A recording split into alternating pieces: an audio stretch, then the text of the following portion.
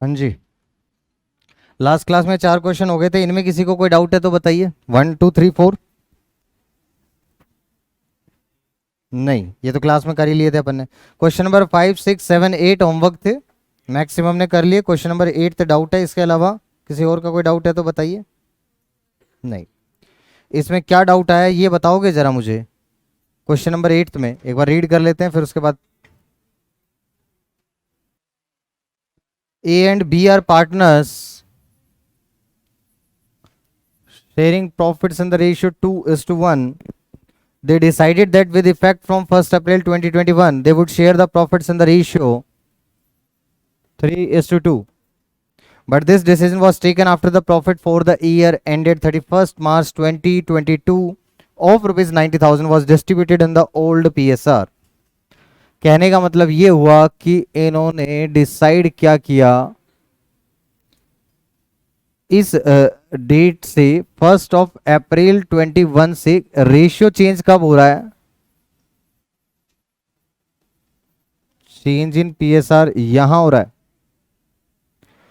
जबकि इन्होंने जो ये डिसीजन लिया वो चेंज करने का, वो डिसीजन इस डेट पर लिया,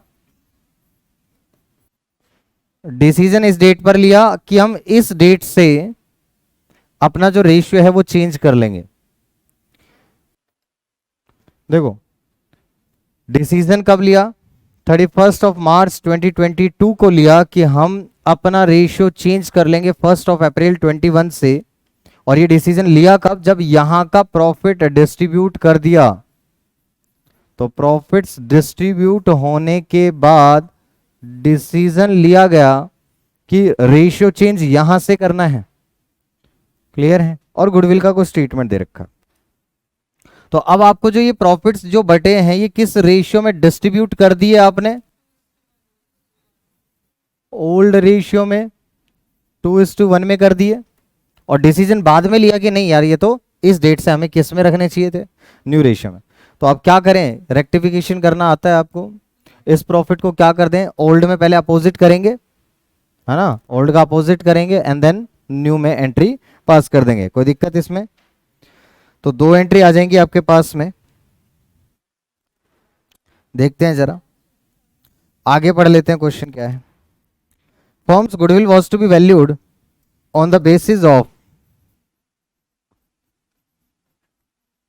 aggregate of 2 years profit, aggregate of 2 years profit preceding the date the decision became effective, preceding the date the decision became effective। बताओ कौन सी तारीख को डिसीजन इफेक्टिव हुआ, इफेक्टिव कब को हुआ डिसीजन, 1 अप्रैल 21, जिस दिन से डिसीजन लागू हुआ 1 अप्रैल 21। तो इससे पहले वाले 2 साल चाहिए थे, 31 मार्च 20 वाला 2020 एंड 31 मार्च 2021 वाला 60,000 75,000। तो बताओ उसका सिर्फ क्या करना है आपको, क्या कोई एवरेज निकालने का कहीं पे बोला है या डायरेक्ट बोला हुआ है aggregate of 2 years profit.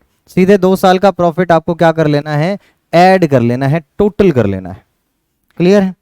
60,000 and 75,000। तो गुडविल कितनी आ जाएगी बताओ, 60,000 प्लस 75,000।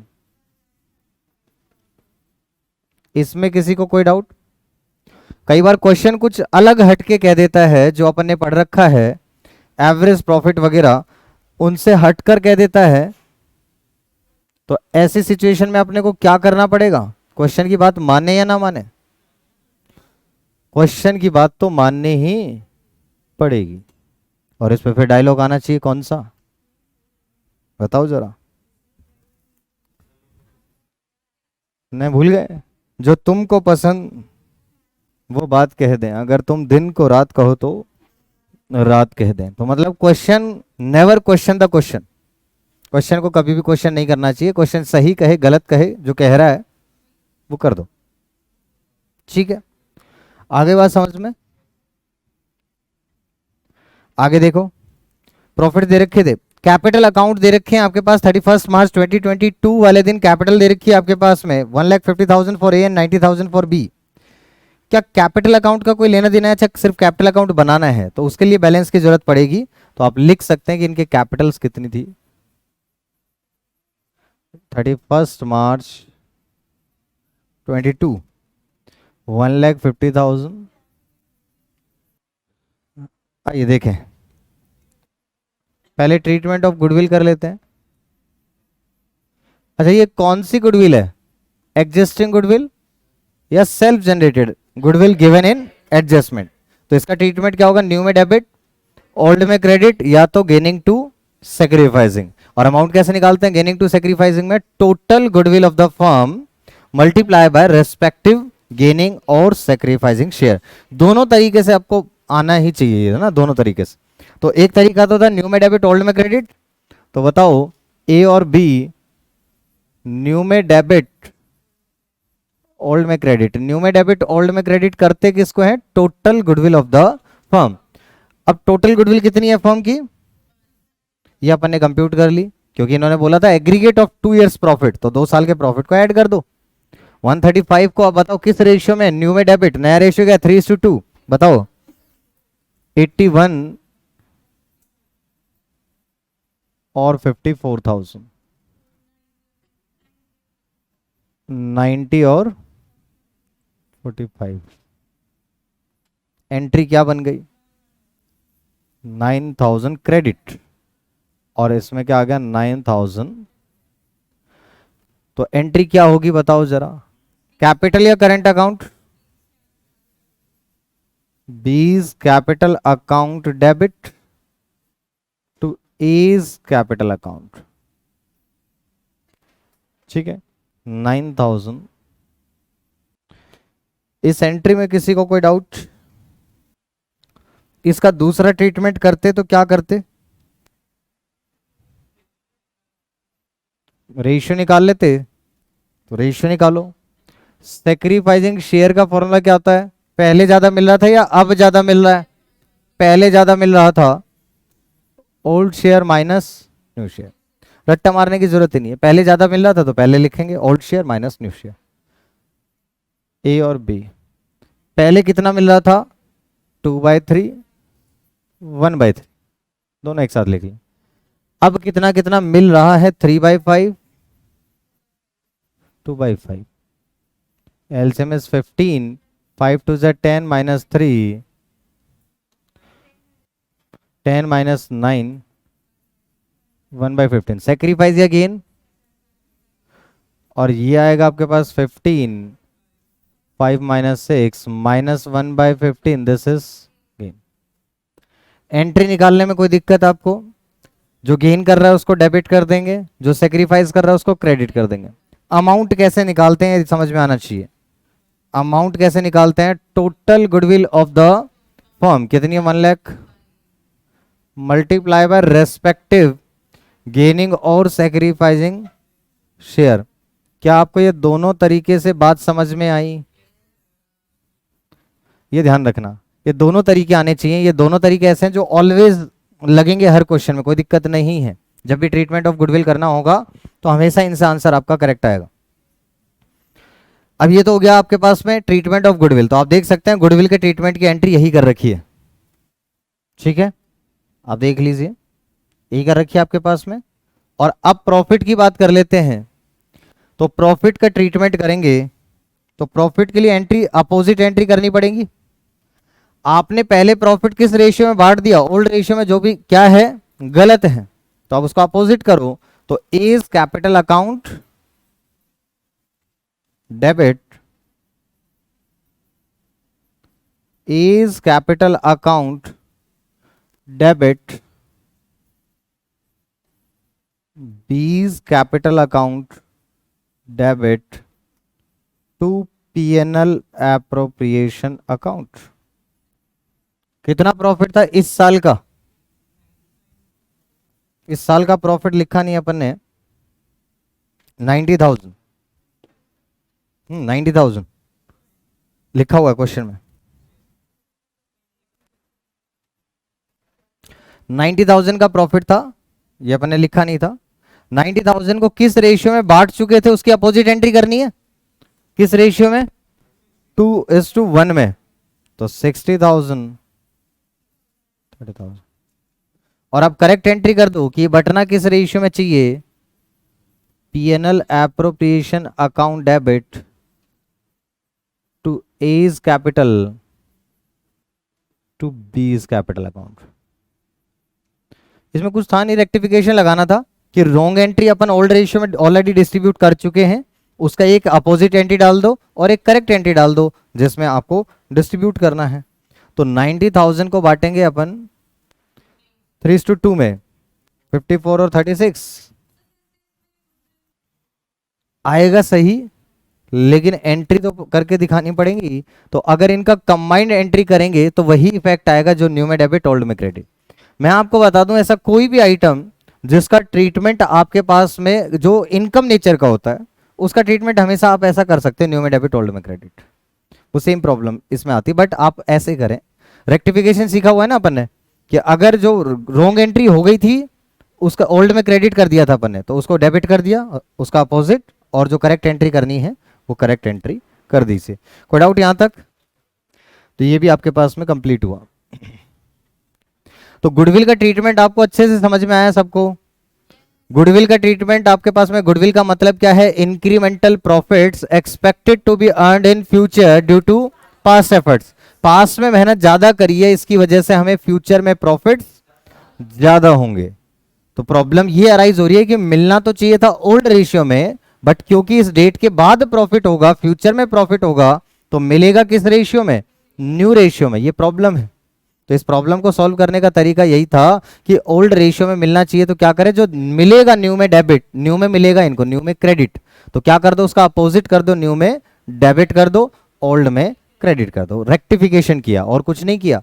वो 3 एंट्री जो करते थे ना रेक्टिफिकेशन में, रॉन्ग एंट्री, उसकी अपोजिट और करेक्ट एंट्री, बस वही स्टेप्स अपन ने यहाँ पे फॉलो किए थे। या फिर क्या करो, गेनिंग सैक्रिफाइसिंग शेयर निकाल लो। सैक्रिफाइसिंग शेयर का मतलब क्या होता है, पहले ज्यादा मिल रहा था या अब ज्यादा मिल रहा, पहले ज्यादा, old share minus new share. जिसका फॉर्मूला लगाया, पॉजिटिव आया तो वही कर रहा है और नेगेटिव आया तो अपोजिट। कोई दिक्कत यहां तक? तो गेनिंग सैक्रिफाइसिंग ये भी आ गया था। रेशियो कैलकुलेशन मैंने सिखाई थी आपको, जो दे रहा है उसके में माइनस कर दो, जो ले रहा है उसके में प्लस कर दो। ये सिंपल था। तो ये तरीके से अपन ने रेशियो कैलकुलेशन यहाँ पे सीख ली थी। बट रेशियो कैलकुलेशन एडमिशन में मैं अभी आपको 3 रूल बताऊंगा, उसके बाद रेशियो एडमिशन का भी हो जाएगा और रिटायरमेंट और डेथ सारे हो जाएंगे एक साथ ही। आज हमें क्या करना है, गुडविल का ट्रीटमेंट हमने सीख लिया, अब हमें दूसरा स्टेप करना है, रिजर्व्स का ट्रीटमेंट सीखना है। ट्रीटमेंट ऑफ रिजर्व्स, 2 ऑप्शन है हमारे पास, एक रिजर्व्स का ट्रीटमेंट और एक रिवैल्यूएशन का ट्रीटमेंट। पहले किसका सीखें? तो पहले हम रिजर्व्स का ट्रीटमेंट सीख लेते हैं, कोई प्रॉब्लम नहीं है। ट्रीटमेंट ऑफ रिजर्व्स करते हैं, आइए। काफी क्वेश्चंस हैं आपके पास इसमें। तो अब हमें सीखना है treatment of reserves, accumulated profits and accumulated losses। मैं फिर बता दूं कि ये जो चार्ट मैं बनाने वाला हूं ये फिर सारे चैप्टर्स में काम आने वाला है। जैसे गुडविल वाले चार्ट था वो सेम रहने वाला है। अच्छा, क्या गुडविल का ट्रीटमेंट सारी जगह सेम रहता है? यस, सिर्फ छोटा सा चेंज एडमिशन में है। क्या चेंज था? अगर पार्टनर अपना शेयर ऑफ गुडविल ना लेकर आए तो क्या कोई चेंज है? नहीं। अगर वो ले आए तो क्या चेंज है? उसकी कैपिटल की जगह किसको डेबिट कर देंगे? नए पार्टनर के कैपिटल के बजाय प्रीमियम फॉर गुडविल को डेबिट कर देंगे। उसका रीजन क्या था कि जब पैसा लेकर आता है तो कैश टू कैपिटल करने के बजाय cash to capital to premium for goodwill करते हैं अपन। क्लियर है? उसके बाद अपन ने क्या कहा, ठीक है, यहां तक बात समझ में आ गई थी। और अपन ने कहा था तीसरा केस कि अगर वो कुछ पार्ट ले आए और कुछ पार्ट ना लेकर आए तो जितना ले आएगा उतना प्रीमियम फॉर गुडविल और जितना नहीं लाएगा उतना कैपिटल। बाकी एंट्री सेम रहेगी, एज इट इज रहेगी। यहां तक क्लियर है सबको? अब इसकी बात करते हैं, treatment of reserves, accumulated profits and accumulated losses. पहले प्रॉब्लम को समझते हैं फिर इसका सॉल्यूशन ढूंढेंगे। प्रॉब्लम क्या है कि बैलेंस शीट बनाकर दे रखी है। मान लो अपन रफली एक चीज काम करते हैं, ये आपके पास बैलेंस शीट दे रखी है, ये आपके पास लायबिलिटीज हैं, ये आपके पास एसेट्स हैं। ये balance sheet as on 31 March 22। इसमें 3 पार्टनर ले लेते हैं, वंशिका, वेदिका एंड अर्शदीप। क्लियर? अर्शदीप को अर्शी कर लेते हैं। क्लियर? अपने बात समझ में आई? इनका पहले रेशियो था 3:2:1 और अब इन्होंने रेशियो चेंज करने जा रहे हैं। किस डेट पर रेशियो चेंज करने जा रहे हैं? 31 मार्च 2022 को। क्लियर? इस दिन यहां पर बैलेंस शीट में रिजर्व लिखा हुआ है 90,000। कितने का रिजर्व लिखा हुआ है? ये रिजर्व किसने बनाया था, किसने जोड़ा था? पैसा जोड़ रहे हैं ना। रिजर्व का मतलब क्या है कि पैसा जोड़ रखा है। तो पैसा किसने जोड़ रखा था? तीनों पार्टनर्स ने जोड़ रखा था। किस रेशियो में जोड़ा था भाई? रिजर्व किस रेशियो में बनाया था? जब आज की डेट से पहले, ये बैलेंस शीट आज की डेट की है, इसका मतलब इससे पहले बना रखा है अपन ने। तो आज तक इन्होंने कितना कितना प्रॉफिट्स जोड़ रखा है? टोटल 90,000। तो उस 90,000 में किसका कंट्रीब्यूशन कितना कितना रहा होगा? वंशिका का रहा होगा कितना? 45,000, वेदिका का 30,000 और अर्शदीप का 15 15 30 45 30 और 15। अब सोचो, ये 3:1 के अंदर इन्होंने क्रिएट किया था, लेकिन आज की डेट के बाद अब रेशियो क्या रहने वाला है? इक्वल रहने वाला है। सोचो क्या कुछ प्रॉब्लम नजर आएगी कि आगे फ्यूचर में वही चीज हो जाएगी कि इस 90,000 पर फिर किसका हक आ जाएगा? तीनों का इक्वली राइट हो जाएगा, जो कि फिर गलत है। अर्शदीप कहेगी कि मैंने तो ज्यादा प्रॉफिट में कंट्रीब्यूट किया था रिजर्व में और मुझे मिलेगा कम। आ गई बात समझ में? तो यही प्रॉब्लम वंशिका वंशिका वंशिका वंशिका है ना? हाँ, वो इधर वंशिका। क्लियर है? बात समझ में आई आपको? तो ये प्रॉब्लम इसमें अराइज हो रही है। तो अब इसका सॉल्यूशन क्या है कि अगर 2 तरीके हो सकते हैं। अब ये बताओ, बिजनेस के अंदर इस रिजर्व की कोई जरूरत नहीं। ध्यान से समझ लेना इस कहानी को। बिजनेस के अंदर इस रिजर्व की कोई जरूरत नहीं है। पैसा आपको जमा कर कर रखने की जरूरत नहीं है। तो क्या करें? जिसका है उसको दे दो, बात खत्म करो, सीधा सा है। तो किसका था ये? वंशिका, वेदिका और अर्शदीप का। तो कैसे डिवाइड करेंगे? रिजर्व का क्या बैलेंस होता है? Credit balance. तो अब इसको खत्म करना है तो क्या करेंगे? डेबिट। तो रिजर्व अकाउंट डेबिट। किस किस का है उनको दे देंगे। तो वंशिकाज कैपिटल, गड़बड़ हो जाएगी। To Vedika's capital and to Arshdeep's capital. लेने को मैं यहाँ ABC भी ले सकता था, लेकिन कई बार बच्चा रिलेट थोड़ा ज्यादा तब करता है जब बच्चों के नाम आ जाते हैं। तो इनको कितना कितना मिलना चाहिए था? 45,000। अब ध्यान से सुनना, मैंने क्या कहा कि बिजनेस में रिजर्व की जरूरत नहीं है। तो जिसका है उसको दे दो। तो ये किस दिन का, जिस दिन बात करते हैं बैलेंस शीट के जो भी, इसका मतलब मैंने राइट ऑफ किया, यही कह सकता हूं कि मैंने रिजर्व को क्या कर दिया? डिस्ट्रीब्यूट कर दिया, या रिजर्व को मैंने राइट ऑफ कर दिया। किसमें? बैलेंस शीट के सारे आइटम्स किस रेशियो में जाते हैं? Old partners, old ratio. क्योंकि ये तो आज की डेट तक के बैलेंस है, तो जो आज की डेट तक जिस रेशियो में पार्टनर थे उसी रेशियो में मिलना चाहिए। क्लियर है? तो ये हो गया आपके पास में। अब दूसरा तरीका क्या हो सकता है कि पार्टनर्स को लग रहा है यार बिजनेस में पैसे की जरूरत है, अब क्या करें? ये 90,000 का रिजर्व तो रखना है, लेकिन कैसे करें? अब इसका ट्रीटमेंट कैसे करें? क्योंकि अगर डायरेक्ट रखा और कोई ट्रीटमेंट नहीं किया तो यहां पर वंशिका को प्रॉब्लम हो जाएगी। बात समझ में आ गई कि वंशिका शेयर था 45, बट फ्यूचर में वंशिका को मिलेगा ओनली 30,000। तो ये तो गलत हो जाएगा, अन्याय हो जाएगा। हाँ, तो ऐसा नहीं होना चाहिए। अब इसके लिए कुछ तो ट्रीटमेंट करना चाहिए। आज हमें कोई एक ऐसी एंट्री डालनी पड़ेगी हमें जिसकी वजह से ऐसा हो जाए कि ये जो जैसे पहले मिलने वाला था अब भी उतना ही मिले तीनों को। तो हमें क्या करना पड़ेगा? उसका एक तरीका तो यह कि जो बांट दो ओल्ड में दे दो और न्यू में वापस मंगा लो। सिंपल सी बात है, ओल्ड में दे दो और न्यू में वापस मंगा लो। तो एंट्री क्या बन जाएगी बताओ? मंगाएंगे वापस तो वंशिकाज कैपिटल अकाउंट डेबिट। अब वंशिका से कितना लेंगे? 30,000। अब वंशिका खुश होगी, 45 मिल गए, 30,000 वापस देने पड़ रहे हैं, 15,000 वंशिका के पास आ गए। वेदिकाज कैपिटल अकाउंट डेबिट, क्या कुछ देने की जरूरत पड़ेगी यहाँ पे? 30 देना पड़ेगा ना, 30 मिला, 30 दे दिया, वेदिका की सिचुएशन वैसी की वैसी ही है। और अर्शदीप्स कैपिटल अकाउंट डेबिट कितना देना पड़ेगा? 30,000। घाटे में नहीं गई भाई, जब आज की डेट तक तुम्हारा शेयर था नहीं तो मिलेगा क्या? ये तो न्याय हुआ है, अन्याय को हमने दूर किया है। 2 रिजर्व बना रहे हैं तो क्या कर लेंगे? 2 रिजर्व अकाउंट 90,000। बताओ क्या बात समझ में आ गई? दो तरीके थे भाई, क्या तो हमें रिजर्व की जरूरत नहीं है बिजनेस में तो सब में बांट दो, और दूसरा तरीका रिजर्व की जरूरत है तो पहले एक बार ओल्ड रेशियो में बांट दो और नए रेशियो में वापस मंगवा लो। बात तो वही हुई। और हाँ वही चीज। अब देखो आप थोड़ा ध्यान से समझ लो, मैं जो बात कह रहा हूं उसको ध्यान से समझ लो। मैंने क्या कहा कि 90,000 की जरूरत नहीं है तो ओल्ड पार्टनर जिनका था उनको दे दो, और अगर जरूरत है बिजनेस में रिजर्व बनाकर रखना है तो जिनको दिया ओल्ड रेशियो में तो दे दो जिनका है, और फिर न्यू रेशियो में वापस मंगा लो, है ना। ये सिर्फ एंट्री करनी है, करना कुछ नहीं है, सिर्फ एंट्री करनी है। तो इंपैक्ट क्या आएगा? अगर डायरेक्टली आप देखेंगे तो इन दोनों कंबाइंड एंट्री का इंपैक्ट क्या आएगा? आपके पास रिजर्व से रिजर्व कैंसिल हो गया, मतलब रिजर्व का पहले बैलेंस क्रेडिट था तो अभी भी रिजर्व बुक्स में कितना आता रहेगा? क्रेडिट आता रहेगा 90,000। क्या रिजर्व के बैलेंस पे कोई फर्क पड़ेगा? नहीं, क्योंकि जितना आ रहा था उतना ही आता रहेगा। वंशिका की कैपिटल क्रेडिट है 45,000 और डेबिट है 30,000, तो क्रेडिट कितनी हो जाएगी? टू वंशिकाज कैपिटल 15,000 मिलना चाहिए।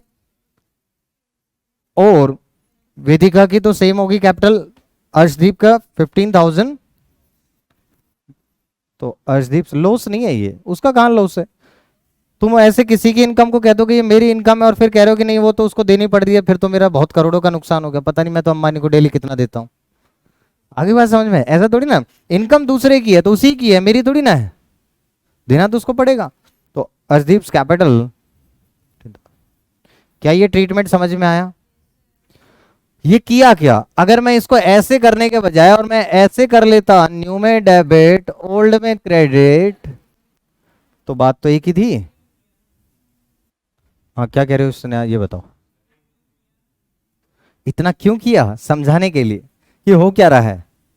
बताने को तो मैं डायरेक्ट वो चार्ट बताता, उतना सा बताऊंगा जितना बताऊंगा रेलिवेंट वही है, लेकिन बैकग्राउंड तो चाहिए ना कि चीजें क्या हैं। अब स्टार्टिंग में मैं सीधा सीधा बता दूं तो आप कहोगे सर रट्टा मरवा दिया, तो आपको लॉजिक तो देना पड़ेगा ना हर चीज के पीछे कि ऐसा हम ट्रीटमेंट कर क्यों रहे हैं, ये आया कैसे। ये आप कहते हैं सर इसमें क्यों लग गया न्यू में डेबिट ओल्ड में क्रेडिट, तो आपको समझ में आना चाहिए था। देखो आप ये ओल्ड रेशियो में क्या कर रहे हैं, देखो ओल्ड में क्रेडिट, ओल्ड में क्रेडिट, और न्यू में क्या कर रहे हैं। तो एक्चुअल में लॉजिकल तो ये है, बट वो उसका शॉर्टकट अपन ऐसा बना लेते हैं, न्यू में डेबिट ओल्ड में क्रेडिट। तो आप देख सकते हो न्यू में डेबिट कितना कितना होगा? 30,000 30,000 30,000, यस 45 13। अब ये ऑटोमेटिक आपके पास एंट्री आ जाएगी 15,000 वंशिका क्रेडिट नील और अर्शदीप डेबिट। बताओ तो क्या ये दोनों ट्रीटमेंट समझ में आ गए? अगर सिर्फ डिस्ट्रीब्यूट करना है तो बस इतना ट्रीटमेंट कर दो, अगर आपको डिस्ट्रीब्यूट करके दोबारा से क्रिएट करना है तो फिर दो एंट्री करने के, क्या तो दो एंट्री कर लो, या तो न्यू में डेबिट ओल्ड में क्रेडिट। क्लियर? ये बात समझ में आ गई, लॉजिक क्लियर हुआ आपको? अब मैं आपको बताऊं करना क्या है फाइनल। ठीक है, अब आ जाओ इस चार्ट पे। तो अपन ने कहा इसमें दो केस होंगे, पार्टनर्स डिसाइडेड टू डिस्ट्रीब्यूट और द क्वेश्चन इज साइलेंट। मैंने क्या कहा, क्या तो पार्टनर्स ने डिसाइड किया हो कि रिजर्व्स को डिस्ट्रीब्यूट करना है, या क्वेश्चन कुछ ना कहे और क्वेश्चन में बैलेंस शीट में क्या लिखा हुआ है, रिजर्व लिखा हुआ है, तो क्या करेंगे, ऑलवेज राइट ऑफ। और राइट ऑफ करने में तो मतलब महारत हासिल हो गई हमें। अकाउंट्स में राइट ऑफ करने का मतलब क्या है, जो डेबिट है उसको क्रेडिट कर दो और जो क्रेडिट है उसको डेबिट कर दो। तो अब रिजर्व्स को राइट ऑफ करने के लिए क्या करेंगे, रिजर्व का बैलेंस क्या होता है, क्रेडिट, तो अब क्या करेंगे, डेबिट।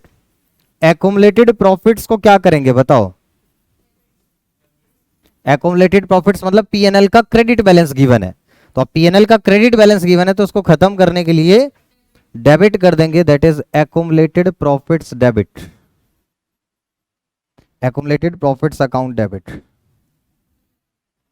2 किस में बांटेंगे बताओ, ये किन को मिलना चाहिए, ये किन को मिलना चाहिए, ओल्ड पार्टनर्स को, भाई जिनका है उन्हीं को तो देंगे, तो ओल्ड पार्टनर्स कैपिटल अकाउंट किस रेशियो में दोगे, जिनका है जिस रेशियो में बनाया था उसी रेशियो में दे दो वापस। कोई डाउट। और एक्युमुलेटेड लॉसेज अगर है आपके पास बैलेंस शीट में given, that is PNL account का डेबिट बैलेंस गिवन है, तो अब उसको क्या कर देंगे, क्रेडिट कर देंगे टू एक्युमुलेटेड लॉसेस। और अब पार्टनर्स का लॉस है तो उनमें बटेगा तो उनकी कैपिटल कम होगी, और कैपिटल को कम करने के लिए क्या करना पड़ेगा, old partners capital account debit किस रेशियो में, ओल्ड रेशियो में। यस, ये लॉस की है। प्रॉफिट को राइट ऑफ ऐसे करते हैं, लॉस को ऐसे राइट ऑफ करते हैं, कोई दिक्कत इसमें। क्वेश्चन साइलेंट हो, कुछ ना कहे, बैलेंस शीट में लिखा हुआ है पीएनएल अकाउंट का क्रेडिट बैलेंस, बांट दो पार्टनर्स में, रिजर्व लिखा हुआ है बांट दो पार्टनर्स में, पीएनएल का डेबिट बैलेंस लिखा है बांट दो पार्टनर्स में, अगर क्वेश्चन कुछ ना कहे तो, और मैक्सिमम वो कुछ कहेगा भी नहीं। क्लियर है, तो मतलब ज्यादातर यही होना है, और ये सब जगह यही होना है, ध्यान रखना। चेंज इन पीएसआर हो, एडमिशन हो, रिटायरमेंट हो, डेथ हो, सारे चैप्टर्स में एक ही ट्रीटमेंट चलना है। इसीलिए कह रहा हूं कि क्लास में थोड़ा सा इस वीक थोड़ा ध्यान से पढ़ लो, क्योंकि ये वीक जिसने पढ़ लिया 36 मार्क्स उसके आ जाएंगे पार्टनरशिप के। 36 पार्टनरशिप, 36 ओवरऑल। समझ में आ गया, मेरे को बोर्ड को ध्यान रखना होता है, मंथली टेस्ट नहीं। समझ में आ रहा है, और ये बहुत बार रिपीट होगा पूरे साल, ये मत सोचना बस ये हो गया, अभी पता नहीं कितनी बार रिपीट होगा, परेशान हो जाओगे सर क्या कर रहे हो बार बार बार बार, इतनी बार रिपीट होगा। ठीक, क्योंकि 12th क्लास में कोई भी ऐसी क्लास नहीं जाएगी जो हमारी खाली जाएगी। 11th में हम जानते हैं हम कैसे पढ़ाई करते हैं, 11th में हम मस्ती मारते हैं पढ़ाई के साथ साथ, क्योंकि सिलेबस छोटा सा होता है, मस्ती मारने का भरपूर टाइम मिलता है। आज पार्टी दे रहे हैं, आज पार्टी कर रहे हैं, आज खाली बैठे हैं, मौज कर रहे हैं। 12th क्लास में पढ़ते रहेंगे। क्लियर यहां तक। अब अगर यहां पर आ गया कि partners decided not to distribute, ध्यान रखना, पार्टनर्स ने क्या डिसाइड किया, नॉट टू डिस्ट्रीब्यूट, तो क्या करें। नॉट टू डिस्ट्रीब्यूट का मतलब क्या, बिजनेस में जरूरत है इन रिजर्व्स की, यस, डिस्ट्रीब्यूट नहीं करना यही तो मतलब है। रिजर्व था, डिस्ट्रीब्यूट कर दो मतलब जरूरत नहीं है बिजनेस में, बांट दो, जिसका है उसको दे दो, यही तो किया। जिसका था लॉस था, जिसका था उसको दे दिया, उस कैपिटल को कम कर दिया। प्रॉफिट था, रिजर्व्स उनको बांट दो, जिनका है उनको दे दो। समझ में आ गई थी बात। अब क्या करना है, बांटना नहीं है, अब बिजनेस में जरूरत है, मेंटेन करना है, तो क्या करेंगे, मतलब ओल्ड में तो दे दो और फिर न्यू में वापस मंगवा लो। तो क्या तो अपन ये 2 एंट्री करें, ऐसे करें, बट अपन डायरेक्ट इसका शॉर्टकट लगाएंगे, न्यू में डेबिट ओल्ड में क्रेडिट। और ये न्यू में डेबिट ओल्ड में क्रेडिट जब भी आता है तो गेनिंग टू सैक्रिफाइस इसके साथ आ जाता है ना, चाहे ऐसे कर लो चाहे गेनिंग टू सैक्रिफाइसिंग कर दो, ऐसा ही आता है। तो अब करना क्या है वो मैं बताता हूं। इस केस में prepare statement of net effect. Statement of net effect का मतलब क्या हुआ, यस अब रिजर्व के लिए अलग ट्रीटमेंट करें, सोचो आप, पीएनएल अकाउंट के लिए अलग से ट्रीटमेंट करें तो बेटर है सबका कंबाइंड इफेक्ट एक ही एंट्री डाल दें, इंस्टेड के सबके लिए अलग अलग एंट्री डालें, एक ही एंट्री डाल लेते हैं, सिंगल एंट्री। जो भी प्रॉफिट नेचर के हैं, अच्छा गुडविल भी किस नेचर का है? प्रॉफिट नेचर का, क्योंकि हमने फ्यूचर के प्रॉफिट्स की बात करी थी। तो जो भी प्रॉफिट्स नेचर के होते हैं वो ऐड कर लें। जैसे आपके पास रिजर्व ऐड कर लेंगे, एक्युमुलेटेड प्रॉफिट्स क्या करेंगे? ऐड कर लेंगे, एक्युमुलेटेड लॉसेस, एक्युमुलेटेड लॉसेस का मतलब होता है पीएनएल का डेबिट बैलेंस, क्या कर देंगे? माइनस कर देंगे। Deferred revenue expenditure, deferred revenue expenditure ये है तो खर्चा, तो जिनका है उनमें बांट दो। डेफर्ड रेवेन्यू एक्सपेंडिचर माइनस कर लेंगे, तो ये नेट करके क्या आ सकता है? क्या तो पॉजिटिव या तो negative. This is called net effect, net effect. यहां तक बात समझ में आई? और अब ध्यान से समझना, अगर ये पॉजिटिव आ जाए तो एंट्री हो जाएगी gaining to sacrificing, gaining partners capital और current account to sacrificing partners. अगर पॉजिटिव आए तो ये एंट्री होगी, और नेगेटिव आएगा तो अपोजिट एंट्री होगी सैक्रिफाइस, तो सैक्रिफाइसिंग टू गेनिंग। इस अपोजिट एंट्री का लॉजिक कोई बता सकता है मुझे कि ऐसा क्यों कर दिया? देखो प्रॉफिट के केस में आप सोचो, अब ध्यान से समझना इस बात को, प्रॉफिट के केस में जो गेनिंग पार्टनर है उसको ज्यादा प्रॉफिट मिल रहा है।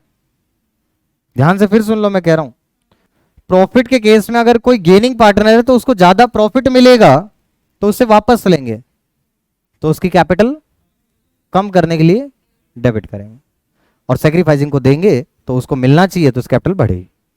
लॉस के केस में गेनिंग वाले पार्टनर के हिस्से में लॉस ज्यादा आ जाएगा, तो उसको हमें देना पड़ेगा लेने के बजाय। समझ रहे हो? लॉस वाले केस में जो गेनिंग पार्टनर है उसके हिस्से में लॉस जितना आता ना उससे ज्यादा लॉस आ जाएगा। सोच के देखो आप, तो उस सिचुएशन के अंदर हमें गेनिंग पार्टनर को देना पड़ेगा, और जब हम गेनिंग पार्टनर को देंगे तो उसकी कैपिटल बढ़ेगी, इसलिए क्रेडिट करेंगे। अब बताओ क्या ये बात समझ में आई कि ये अपोजिट एंट्री क्यों हो रही है? लॉजिक समझ में आना चाहिए, रट्टा नहीं मारना है अपने को। क्लियर यहां तक? अमाउंट कैसे निकालें? तो अमाउंट मैंने आपको गुडविल के टाइम पर भी बताया था कैसे निकालते हैं। Total goodwill of the firm multiply by respective gaining sacrificing share. अब यहां क्या करना चाहिए? नेट इफेक्ट इनटू में रेस्पेक्टिव गेनिंग और सैक्रिफाइसिंग शेयर। बताओ कोई दिक्कत इसमें? फिर मुझे ध्यान से बताना एक बात, गुडविल का ट्रीटमेंट क्या करते हैं? सेल्फ एडजस्टमेंट गुडविल या सेल्फ जनरेटेड गुडविल है, तो सेल्फ जनरेटेड गुडविल का ट्रीटमेंट क्या करते हैं अपन? गेनिंग टू सैक्रिफाइसिंग या न्यू में डेबिट? नहीं, राइट ऑफ तो यार परचेज गुडविल होती है। सेल्फ जनरेटेड गुडविल का ट्रीटमेंट क्या तो गेनिंग टू सैक्रिफाइसिंग या तो न्यू में डेबिट, तो उसी का ऑप्शन ही तो है ना, न्यू में डेबिट ओल्ड में क्रेडिट। अभी भी वही कर सकते हो, नेट इफेक्ट को न्यू में डेबिट ओल्ड में क्रेडिट कर दो, सेम एंट्री आएगी। अब ये बताओ गुडविल वाला जो सेल्फ जनरेटेड गुडविल है उसका ट्रीटमेंट भी क्या करना है? न्यू में डेबिट ओल्ड में क्रेडिट या गेनिंग टू सैक्रिफाइस। और जो रिजर्व्स हैं उनका ट्रीटमेंट भी क्या करना है? न्यू में डेबिट ओल्ड में क्रेडिट या गेनिंग टू सैक्रिफाइस। जब दोनों का ट्रीटमेंट सेम ही होना है तो क्यों ना इनको कंबाइंड कर दें और एक एंट्री निकाल लें। बात समझ में आ गई? 2 बार मेहनत बच जाएगी हमारी, 2 बार कैलकुलेशन के बजाय 1 बार ही कैलकुलेशन में काम चल जाएगा। क्लियर है? आप चाहें अलग अलग करना है अलग अलग कर सकते हैं, गुडविल का जैसे कर रहे थे वैसे, इसका जैसे करना है वैसे, और ऐसा भी कर सकते हैं कि इसी में, क्योंकि गुडविल भी क्रेडिट नेचर का ही, तो जितना अमाउंट नेट इफेक्ट आएगा उसी में गुडविल ऐड कर दो, और जो टोटल अमाउंट आएगा उसके लिए गेनिंग टू सैक्रिफाइस कर दो या न्यू में डेबिट ओल्ड में क्रेडिट कर दो। एंट्री अपने आप दोनों का ट्रीटमेंट हो जाएगा। जिसको समझ में आ गया बहुत बढ़िया, जिसको समझ में नहीं आया भूल जाओ कि मैंने क्या कहा। आगे बात समझ में यहां तक? तो ये तो अपने पास नॉर्मल ट्रीटमेंट हो गया एकुमुलेटेड प्रॉफिट्स का, लॉसेस का। अब इसमें दो स्पेसिफिक रिजर्व हो रहेंगे, एक वर्कमैन कंपनसेशन रिजर्व। अब दो स्पेसिफिक रिजर्व्स आते हैं, कोई भी रिजर्व। अब दो स्पेसिफिक रिजर्व आते हैं, एक आता है workman compensation reserve, workman compensation reserve, और दूसरा आता है इन्वेस्टमेंट। दो रिजर्व्स आते हैं।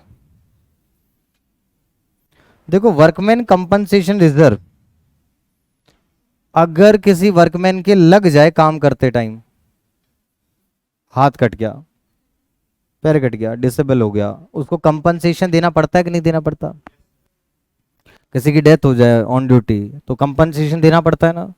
तो अगर हमें किसी, इसका पर्पस क्या है कि वर्कमैन को क्या देना पड़ेगा? कंपनसेशन। तो इस रिजर्व का देखो, ये स्पेसिफिक रिजर्व है, इनको इसी पर्पस के लिए यूज किया जा सकता है और किसी पर्पस के लिए इनको यूज नहीं किया जा सकता। तो अपन ने कहा इनका जो पर्पस है वो क्या है? वर्कमैन को कंपनसेशन देना, कि अगर वर्कमैन के लग जाए, हाथ पैर कट जाए ऑन ड्यूटी, तो उस केस में हमें उसको कंपनसेट करना पड़ेगा, तो हमें उसको पैसा देना पड़ेगा। कल को कहां से देंगे, उसके लिए पहले से एक रिजर्व बना रखा है, वर्कमैन कंपनसेशन रिजर्व। और ये जो रिजर्व है इसका पर्पस क्या है? Investment fluctuation reserve. अगर इन्वेस्टमेंट की वैल्यू उसकी मार्केट वैल्यू से कम हो जाए, उसकी मार्केट वैल्यू अगर उससे कॉस्ट से भी कम हो जाए, जितने पे अपन ने बुक्स में रिकॉर्ड कर रखी है, तो अपन कहें कि अगर कॉस्ट ऑफ इन्वेस्टमेंट वैल्यू अगर डिक्रीज कर जाए, देखो इंक्रीज करेगी तो लॉस होगा ही नहीं, तो सेट ऑफ कराने की बात ही नहीं आएगी। लॉस के केस में हमें कोई रिजर्व बनाने की जरूरत है? सॉरी, प्रॉफिट के केस में नहीं। लेकिन लॉस के लिए बनाना पड़ता है कि अगर इन्वेस्टमेंट की वैल्यू कम हो जाए, उसकी कॉस्ट से मार्केट वैल्यू कम हो जाती है, तो उस केस में जो हमें लॉस होगा, उस लॉस को कहां से सेट ऑफ करा लेंगे? Investment fluctuation reserve. बस इनके दो स्पेसिफिक पर्पस समझ में आने चाहिए थे आपको। अब मैं आपको बताता हूं वर्कमैन कंपनसेशन रिजर्व, है ना, एंट्री तो बाद में लिखेंगे। वर्कमैन कंपनसेशन रिजर्व 5-7 मिनट लूंगा मैं, लेकिन आज आपके फिर ये सारे क्वेश्चंस आपसे हो पाएंगे, ठीक है। वर्कमैन कंपनसेशन रिजर्व, ये मत सोचना कि होमवर्क बढ़ जाएगा, फिर भी नहीं करना चाहते हो तो मेरी तरफ से मैं छोड़ सकता हूं अभी भी। लाइबिलिटीज, एसेट्स, यहां पर क्या दे रखा है आपको? Workman compensation reserve 18,000। Workman compensation reserve 18,000 given है, और नीचे आपके पास में कोई इंफॉर्मेशन नहीं है। तो मुझे बताओ इस रिजर्व का कोई यूज है या नहीं है? अगर कोई इंफॉर्मेशन नहीं है तो क्या किसी वर्कमैन को हमें कंपनसेशन देना पड़ेगा कि नहीं देना पड़ेगा? नहीं देना पड़ेगा। तो ये 18,000 क्या फ्री है, कहीं यूज नहीं करना? तो जिनका है उनको दे दो। तो किस रेशियो में? Workman compensation reserve account debit, ये अलग से एबीसी 3 क्वेश्चन है, सॉरी एबीसी 3 पार्टनर है, 3:2:1 और 1:1:1। अब ये रेशियो चेंज कर रहे हैं। तो मुझे बताओ ये 18,000 किसको देंगे? ए बी सी को किस रेशियो में देंगे? बैलेंस शीट की सारी चीजें ओल्ड रेशियो बढ़ती हैं। To A's capital, to B's capital, to C's capital. Maximum 5 minute चाहिए मुझे। 3:1 में कितना कितना आ जाएगा? 9,000, 6,000। क्लियर हुआ? अगर मैं आपसे ये कह दूं नो इंफॉर्मेशन, या मैं अगर आपको क्या कह दूं कि no claim is to be given, क्या तो कोई इन्फॉर्मेशन नहीं है, या मैंने कह दिया आपको no claim is to be given, कोई क्लेम देना ही नहीं है, तो उस केस में भी पूरा डिवाइड ही होगा, सेम ही होगा। केस नंबर 2, अगर आपसे कहा जाए कि वर्कमैन कंपनसेशन क्लेम देना है ₹9,000,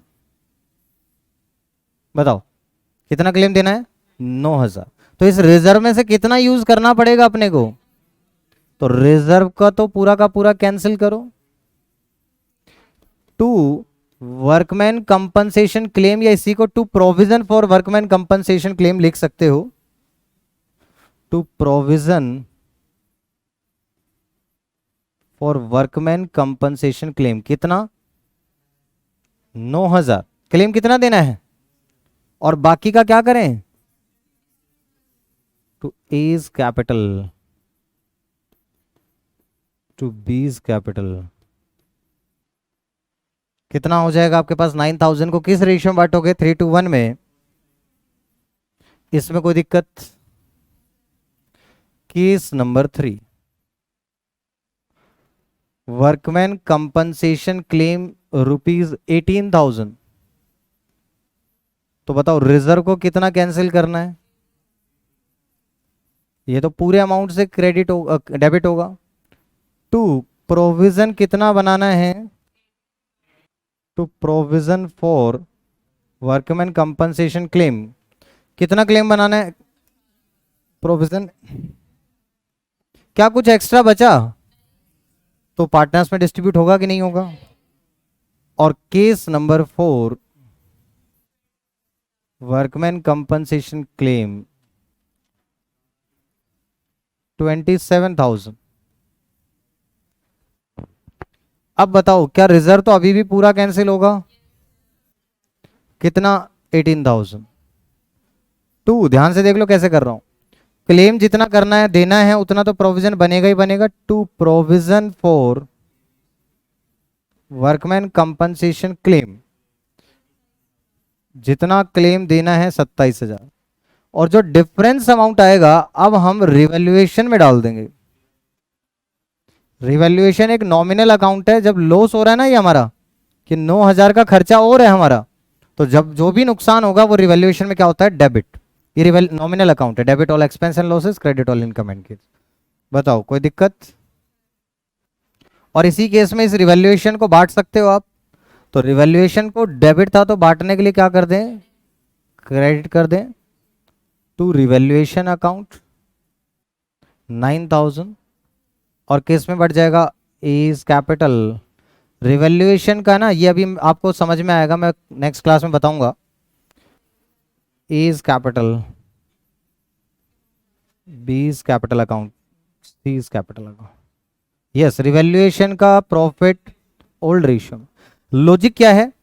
आज की डेट तक का जो भी वैल्यू में कम या ज्यादा हुआ, तो ऑब्वियसली जो पार्टनर्स आज की डेट तक पार्टनर थे और जिस रेशियो में पार्टनर थे उसी रेशियो में तो मिलना चाहिए ना उनको, प्रॉफिट या लॉस दोनों ही। तो इसलिए रिवैल्यूएशन का प्रॉफिट या loss always old ratio, old partners में। तो कितना आ जाएगा आपके पास? क्या ये सारे केस समझ में आ गए? इसका दूसरा इसका भाई है वो मैं नेक्स्ट क्लास में करा दूंगा आपको। इससे पहले इसको यहां पे फाइनल लिख लो। तो एंट्री क्या हो जाएगी अपने पास? Workman compensation reserve. कितने अमाउंट से आएगा बताओ? इसमें क्या पूरा अमाउंट आएगा रिजर्व का? To provision for workman compensation claim, इसमें कितना आ जाएगा? जितना क्लेम अमाउंट होगा, और अगर डिफरेंस इधर आया तो रिवैल्यूएशन अकाउंट डेबिट डिफरेंस।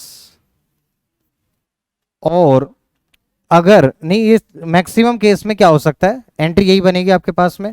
और अगर देखो डिफरेंस अगर डेबिट में आया तो रिवैल्यूएशन डेबिट करेंगे, और डिफरेंस अगर क्रेडिट में आया तो इसका मतलब पार्टनर्स में बांट दो। भाई ये लॉजिकली समझ में आ गया ना? 18 में से 9,000 यूज हुआ तो 9,000 पार्टनर्स में बढ़ जाएगा, और 18 से ज्यादा यूज हो रहा है तो इसका मतलब हम रिवैल्यूएशन को डेबिट कर देंगे। तो ओल्ड पार्टनर्स कैपिटल और करंट अकाउंट किस में आ जाएगा, ये आपके पास डिफरेंस अमाउंट बटेगा किस रेशियो में, ओल्ड रेशियो। लेकिन ये दोनों एक साथ नहीं होंगे, इन दोनों में से कोई एक होगा। आप देख सकते हो यही क्वेश्चन किया अपन ने, इसी के सारे अपन ने पार्ट करे थे। तो सेम इसका ये भाई है बस, बिल्कुल डिट्टो, लेकिन है ना उसके लिए फिर टाइम चाहिए था। तो इसको अपन नेक्स्ट क्लास में कर लेते हैं, कोई बात नहीं।